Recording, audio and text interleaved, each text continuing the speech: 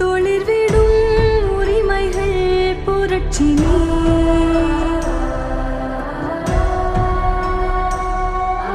வறுமை நிலத்தில் வளரும் விதையே, விளையும் விருட்சம் உனக்குள்ளே.